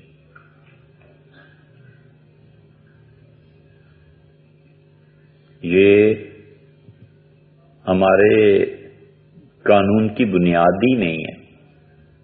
محبتوں اور نفرتوں دونوں سے اوپر اٹھ کے سوچنا. ایک اولاد نافرمان ہے، ایک فرما بردار ہے، اس سے محبت زیادہ ہے، اس سے محبت نہیں ہے. لیکن اب وراثت کی تقسیم ہے تو وراثت کی تقسیم میں اس کی اطاعت، فرما برداری اور اس کی نافرمانی دونوں سے اوپر اٹھ کے سوچنا ہے کہ ہے تو اولاد ہی، اللہ نے اس کا حصہ مقرر کیا ہوا ہے، میں اب کیا کر سکتا ہوں، چاہے یہ کیسے ہی میرا بچہ بے وقوف کیوں نہ ہو، لیکن مجھے اسے دینا ہی.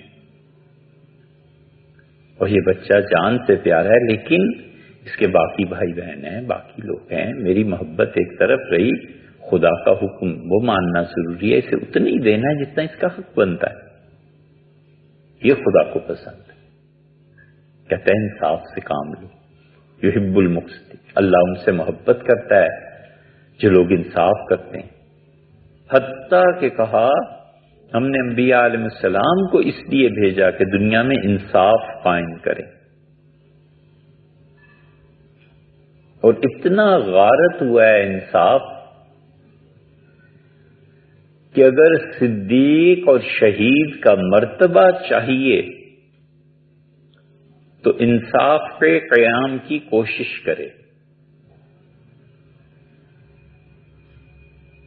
ایک ہی بار اگر مرنا پسند ہو تو شہید کا مقام مل جائے گا، اور اگر دن میں 100 مرتبہ مرنا ہے نا انصاف کے لیے تو پھر صدیق کا مقام ملے گا. چیختے رہو، چلاتے رہو، کہتے رہو انصاف انصاف، میری ذات سے، دوسرے سے، تیسرے سے، معاشرے میں، کالج، یونیورسٹی، مدرسہ، اسکول، ان میں، فلاں جگہ، پھر چیختے رہو، ہر جگہ سے جوتے پڑیں گے. اب دنیا کے موجودہ نظام کی بات کر رہے ہیں تو صدیقیت کا مقام ہے. اور اگر صالح بننا ہے جو تیسرا درجہ ہے تو جتنا کچھ ملے اس پہ راضی ہو کے چپ کر کے زندگی گزارو بس. اگر خیر سے زندگی گزارنی ہے نا تو کبھی انصاف کی طلب ہی نہ کرو، جو مل جائے بس ٹھیک ہے جی، یہی انصاف ہے، بالکل ٹھیک ہے، یہ آپ نے سچ کہا.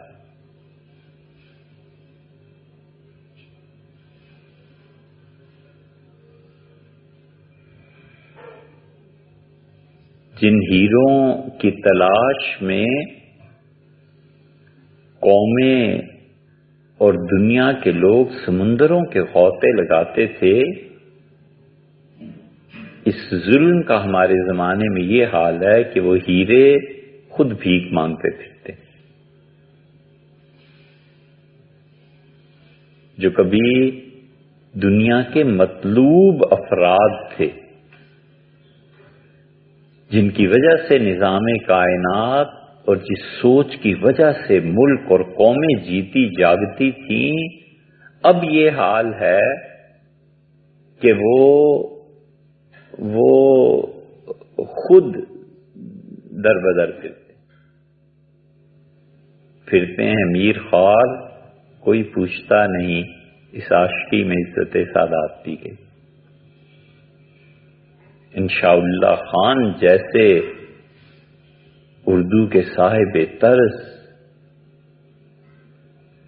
نویس نگار اور اتنے بڑے آدمی، ان کے پوتے بٹیر بیچ کے زندگی گزارتے تھے، اور کہتے ہیں، اچھی بات نہیں ہے لیکن کہتے ہیں کہ جس نے اتنے ناز اور نعمت سے اپنے بچوں کی پرورش کی تھی اور تعلیم کی راہ پہ ڈالا تھا، ان کی پوتیاں اودھ کے نوابوں نے اپنے گھر میں ڈال لی تھی۔ یہ ایسے ہی ہے، تو اگر عافیت کی زندگی گزارنی ہے تو چپ رہے۔ یہ جدوجہد، یہ لڑائیاں، یہ کام کے لیے کاز اور اس کے لیے کوشش بڑے لوگوں کا کام، بڑے لوگوں کا کام ہے، جن میں اتنی ہمت ہو کہ وہ ہر روز مر کے جی سکیں، ہر روز ڈوب کے ابھریں۔ لیکن پھر زندگی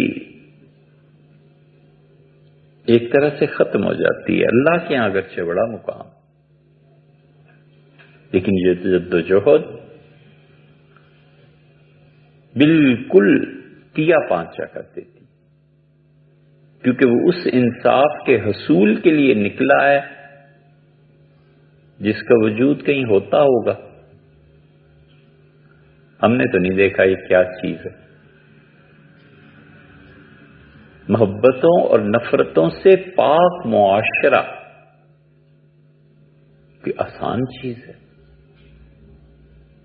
اس لیے یہ جو جمہوریت کا ڈھنڈورا پیٹتے ہیں اور روتے رہتے ہیں نا، جمہوریت جمہوریت، یہ تو ہوتی ہوگی جن معاشروں میں ہوتی ہوگی، یہاں تو اپنی ذات سے اوپر نہیں اٹھ سکتے۔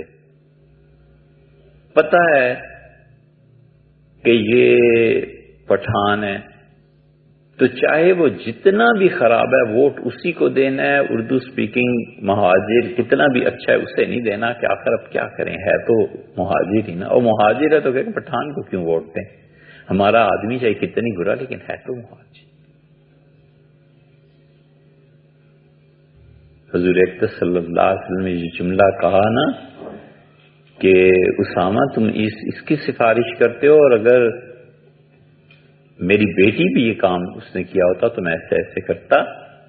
یہ دلیل ہے اس کی کہ جسے وہ اپنی جان کا حصہ اور جسم کا ٹکڑا قرار دیتے تھے، عدالت کی نظر میں وہ اور ایک عام قبیلے کی عورت برابر ہوگی۔ فرمایا میں اس کے بھی ہاتھ کاٹتے۔ یہ نیابت انبیاء علیہ السلام کی ہوتی ہے کہ نیابت وہاں سے آتی ہے۔ اس لیے شاہ صاحب شاہ اللہ رحمۃ اللہ جو لکھتے ہیں نا وجود کا، یہ اس نسبت نبوی کے ساتھ ہے۔ اسی لیے حضور صلی اللہ علیہ وسلم بڑے کاموں پہ بڑے خوش ہوتے ہیں، خوشی کا اظہار فرماتے ہیں، بتاتے ہیں کہ تمہارا یہ کام بہت اچھا ہے، ہمیں پسند ہے، اور اسی نسبت سے وجود بھی ہوتا ہے اور اسی نسبت سے محبتیں بھی ہیں۔ ان محبتوں کا حال یہ ہے کہ حضرت موسیٰ علیہ السلام خدا کے اتنے جلیل القدر پیغمبر ہیں کہ انہیں اللہ سے بات کرنے کے لیے فرشتے کی ضرورت نہیں پیش آتی تھی. فرشتے اگرچہ آتے ہوں گے لیکن وہ ایسی ہستی ہے کہ براہ راست خدا سے بات کر دیتا تھا.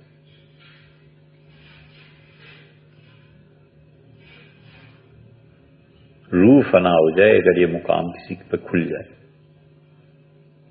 ایک تو ہے ہر آدمی خدا سے دعا مانگتا ہے، ایک یہ ہے کہ وہ گفتگو اور بات کرے ادھر سے جواب ملے.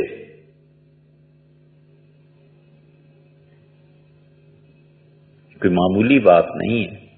کلم اللہ موسیٰ تکلیما، اور اللہ تعالیٰ نے موسیٰ علیہ السلام سے کلام کیا باتیں کر کے. کلام خدا کی بہت بڑی صفات میں سے ہے. علم، حیات، قدرت، سمع، بصر، کلام، ارادہ، تکوین اللہ کی بہت بڑی صفات. ان میں سے کلام کے ساتھ مخصوص کر دیا، اور وہ بندہ جس نے کہا کہ رب ارینی جس نے کہا کہ اللہ میں آپ کو دیکھنا چاہتا ہوں، تو اللہ تعالی نے کہا کہ لن ترانی، تم مجھے نہیں دیکھ سکتے. مشاہدہ حق کی حدود متعین کر دی اس ہستی نے اس فرش پہ سے موسیٰ علیہ السلام کہ بس یہ لمٹس ہیں، آخری لمٹ یہ ہے. تو خدا کو دیکھنے کی حدود جس شخص کی خواہش پر مرتب ہو کے رہ جائیں کہ اس فرش پہ بس اتنا دیکھا جا سکتا ہے، اس سے زیادہ نہیں، کہ معمولی آدمی تھوڑا ہی. یہ محبت ہے، خدا سے تعلق ہے. اسی لیے حضور اقدس صلی اللہ علیہ وسلم نے حضرت موسیٰ علیہ السلام کی بڑی منقبت کی، بڑی تعریف کی. ایک جگہ فرمایا کاش موسیٰ چپ رہتے تو ہمیں بھی کچھ اور پتہ چلتا. ایک جگہ ارشاد فرمایا کہ وہ اونچا بول رہے تھے تو میں نے جبریل سے، یہ وہ مقام ہے جس کے متعلق اللہ کہتا ہے کہ ما زاغ البصر. حضور صلی اللہ علیہ وسلم کی نگاہ معراج میں اس مقام پہ پہنچ کے ادھر ادھر نہیں دیکھ سکتے، بالکل سیدھے دیکھنا تھا، راستہ طے کرنا تھا، ادھر ادھر نہیں دیکھ سکتے. کیونکہ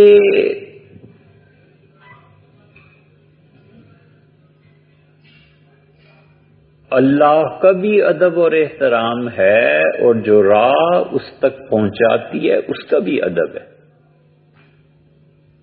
بیت اللہ خدا کے شعائر میں سے ہے، اسے دیکھ کے خدا یاد آتا ہے. اللہ کہتا ہے مقام ابراہیم، اس جگہ کو دیکھو جہاں پہ ابراہیم علیہ السلام نے نماز پڑھی. فی آیات بینات، اس بیت اللہ کے گرد و پیش میں بڑی واضح نشانیاں ہمارے ہونے کی ہیں.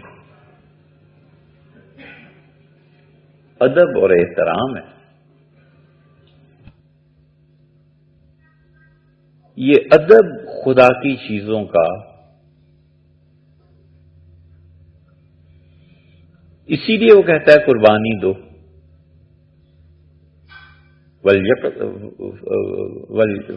اللہ تعالیٰ فرماتے ہیں کہ فَلْيَقْضُوا تَفَثَهُمْ، چاہیے کہ احرام کھولیں اور میل کچیل کو دور کریں.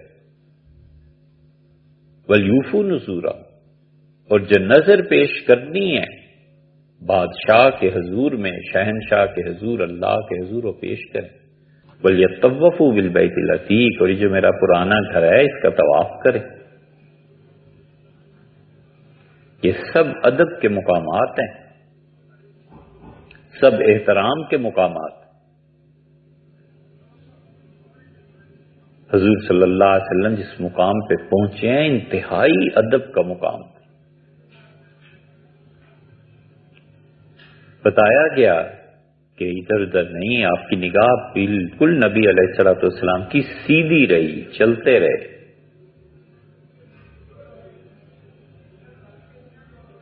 ایسا مقام کہ عجیب بات ہے، جبرائیل امین کو حضور صلی اللہ علیہ وسلم نے فرمایا میں نے 2 مرتبہ اس کی اصل صورت میں دیکھا ہے۔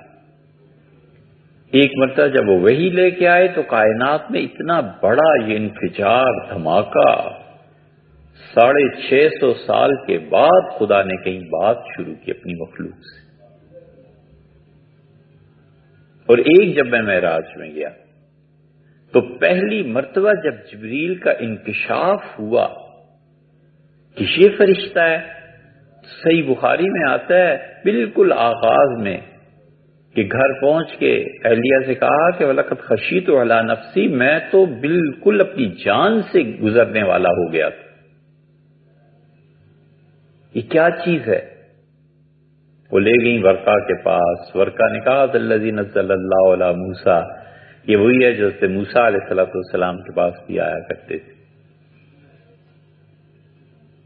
اور پھر کہا کہ الا بعودیہ، ایک روایت ہے بخاری کی کہ یہ فرشتہ جس کے پاس بھی گیا ہے نا، پھر اس سے دشمنی ضرور ہوئی ہے لوگوں کی، پھر لوگوں نے اس کی مخالفت ضرور کی ہے۔ لیتنی اکون جزعا، کاش مجھ میں اتنی طاقت ہوتی، میں تمہارے ساتھ کھڑا ہوتا جب لوگ تمہیں مکہ سے نکال دیں گے۔ اب مخرج، مجھے نکال دیں گے؟ حضور صلی اللہ علیہ وسلم کو اتنی حیرت ہوئی کہ بالکل ناممکن، مجھے نکال دیں گے؟ اس کا ہاں ایسے ہی ہوتا ہے۔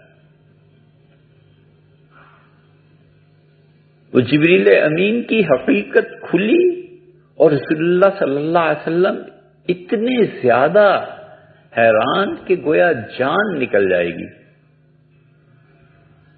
اور پھر جبریل ایسے مقام تک ساتھ گئے جہاں جا کے انہوں نے کہا اب آگے آپ چلے جائیں، میں نہیں جا سکتا۔ اگر حقیقت محمدی کھل جاتی اس دن اس وقت جبریل پہ تو شاید وہ بھی دنیا سے گزر جاتے، لیکن وہ پہچان گئے کہ اب اس سے آگے یہی جا سکتے ہیں، میں نہیں جا سکتا۔ اللہ کہتا ہے ما زاغ البصر وما طغى، نہ ان کی نگاہ اپنے مقام سے ہٹی، نہ اس نے مزید آگے کو دیکھا، بس جتنا متعین تھا اتنا ہی۔ وَلَقَدْ رَآهُ، اور انہوں نے دکھایا، یہ دیکھا انہوں نے، آیت الکبر، اللہ کی بڑی نشانیاں انہوں نے وہاں دیکھی۔ یہ ادب اتنی بڑی چیز ہے خدا کے ساتھ تعلق اور نسبت سے کہ حافی عربی زبان میں کہتے ہیں ننگے پاؤں، جو آدمی ننگے پاؤں چلتا رہے،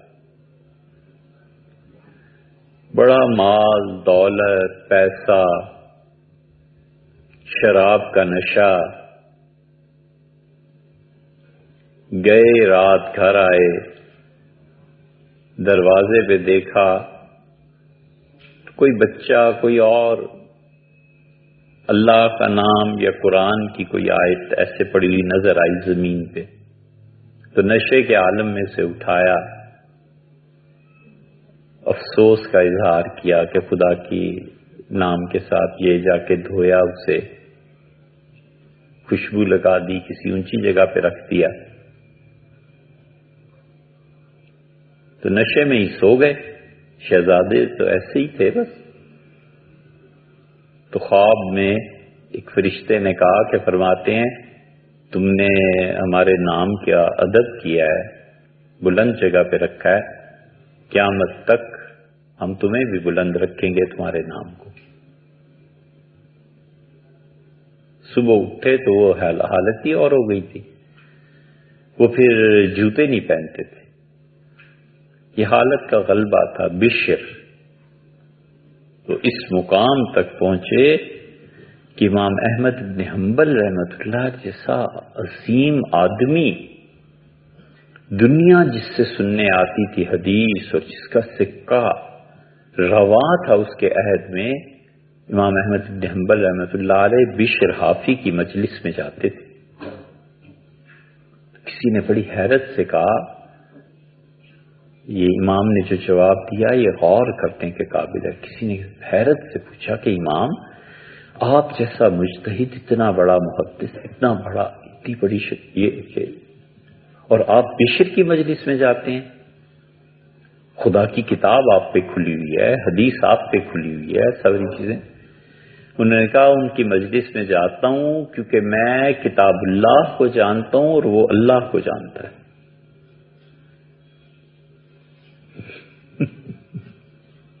کیسے کمال کا جواب کہ میں کتاب اللہ کو جانتا ہوں اور وہ اللہ کو جانتا ہے. اتنے بڑے آدمی، ادب کی نسبت سے احترام. اسی لیے وہ آیا ہے نا کہ کوئی خدا کے نام پہ تم سے مانگے تو تم سے نہ کرو. مطلب یہ بھی نہیں ہے اس کا کہ حرام مانگنے والے کو دے دیا جائے، لیکن جس کے متعلق پتا ہو کہ یہ تمہارے وقت کو، جان کو، مال کو، کسی بھی چیز کو اللہ ہی کے لیے استعمال کرے گا تو تمہیں نہ کرو، کہ وہ اللہ کا ادب ہے، اللہ کا احترام ہے، اس کے لیے دینا ہے. وغیرہ بڑی مشہور مثال ہے، وہ بچے کو چھوڑ دیتے ہیں کبھی کہ گلی میں تم یہ حرکت کر رہے ہو نا، تمہارے باپ کا منہ آتا ہے، وغیرہ میں تمہیں بتاتا ہی کیا ہو. تو یہی چیز ہوتی. اتنے ادب اور احترام کے تقاضے ہیں، مگر رسول اللہ صلی اللہ علیہ وسلم نے فرمایا جب میں اللہ تعالیٰ کے یہاں سے واپس آ رہا تھا تو میں نے ایک آدمی کی آواز سنی رونے کی، اور باتیں بلند جہاں نگاہ نہیں ہٹ سکتی تھی، وہاں ایک آدمی اونچی آواز سے بول رہا ہے. میں نے پوچھا جبریل سے یہ کون ہے؟ ان کا یہ موسیٰ علیہ السلام. میں نے کہا اتنے اونچا خدا کے حضور بول رہے ہیں؟ انہوں نے کہا ہاں، اللہ نے اسے اجازت دی ہے، یہ جو چاہے سو کہہ لے.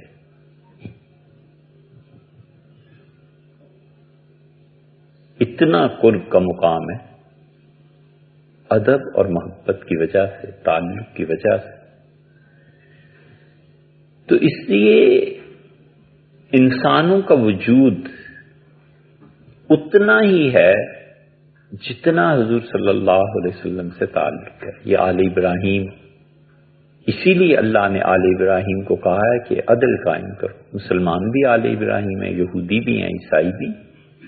آل ابراہیم سے صرف یہ تھوڑا ہی مراد ہے کہ صرف اہل بیت یا فاطمی یا ہاشمی یا سید، پوری امت. اسی لیے تو حضور صلی اللہ علیہ وسلم نے فرمایا، اور محدثین نے، بعض حضرات نے، فقہا نے بھی، سب سے افضل درود جسے مانا ہے، بہت سو نے اس پہ رائے لکھی. انہوں نے کہا وہ یہ ہے کہ حضور صلی اللہ علیہ وسلم کہ جب اگر تم چاہو کہ قیامت میں خدا تمہیں ترازو کے پلڑے بھر بھر کے ثواب دے، بہت بڑی مقدار میں خدا تمہیں ثواب دے، تو مجھ پہ درود اس طرح بھیجا کرو کہ اللہم صلی علی سیدنا محمد النبی الامی.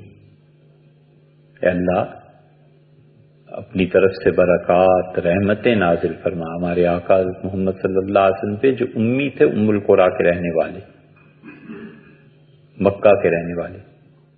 وازواجہ امہات المومنین، اور ان کی بیویوں کو بھی اللہ یہ مقام اور مرتبہ ان برکات سے نصیب فرما جو امہات المومنین. وازواجہ وذریتہ، اللہم صلی علی سیدنا محمد النبی الامی وازواجہ امہات المومنین وذریتہ، اور ان کی اولاد کو بھی، واہل بیتہ، اور ان کے اہل بیت کو بھی، کما صلیت علی آل سیدنا ابراہیم، جیسے اللہ تو نے برکتیں عطا کی ہیں ابراہیم علیہ السلام کی آل کو. آل ابراہیم کا یہودی، عیسائی، مسلمان تینوں آ گئے. یہودی جو اپنے زمانے میں صحیح لوگ تھے، عیسائی جو اپنے زمانے میں صحیح تھے، ہم مسلمان، تینوں ملتیں آ گئی. اللہ ان تینوں ملتوں پر جو تو نے اپنی برکات اور مہربانیاں فرمائی ہیں، اللہ ان پر بھی فرما کما صلیت علی آل سیدنا ابراہیم انک حمید مجید، فرمایا یہ پڑھا کرو۔ اسی لیے بحث کی گئی ہے کہ سب سے افضل درود وہ ہے جو نماز میں پڑھا جاتا ہے یا اس میں پڑھا جاتا ہے۔ دونوں طرف علماء ہیں، دونوں کی اپنی اپنی آراء ہیں، لیکن یہ الفاظ تو آئے ہی ہیں کہ جو تم میں سے چاہے کہ ترازو کے پلڑے بھر کے دیگوں کے حساب سے جسے ثواب ملے، سے چاہیے مجھ پہ یوں درود پڑھے۔ لوگ اس کی طرف توجہ نہیں کرتے۔ یہ ٹھیک ہے، لوگ اپنی طرف سے اچھے اچھے سلام یہ چیزیں لکھتے ہیں، مگر جو بات حضور صلی اللہ علیہ وسلم نے خود اپنے متعلق کہی ہے اس کا کیا جواب ہو سکتا ہے؟ اس تک کون پہنچ سکتا ہے؟ تو اس لیے یہ بھی غور کرتے رہنا چاہیے کہ میرا وجود کتنا باقی ہے، جتنا جتنا قرب حاصل ہے رسول اللہ صلی اللہ علیہ وسلم سے اتنا وجود ہے اور خیر ہے، اور جتنا بودھ ہے اتنا عدم ہے اور شر۔